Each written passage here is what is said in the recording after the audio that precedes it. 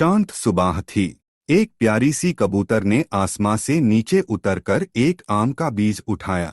उसने बड़े प्यार से बीज को मिट्टी में दबा दिया। तभी उसका दोस्त तोता आया। अपने साथ एक मिट्टी का घड़ा लाया, पानी से भरा हुआ। दोनों ने मिलकर उस बीज को पानी दिया, जैसे एक सपना को जमीन मिल गई हो। कुछ दिनों बाद उस बीज ने जन्म लिया, एक नन्हा सा आम का पौधा।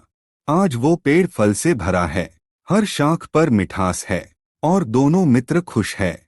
उन्होंने एक बीज नहीं, एक उपहार दिया था, सबके लिए। जहां दोस्ती हो वहां हर बीज एक वृक्ष बन सकता है। फिर भी कोई लाइक सब्सक्राइब नहीं किया।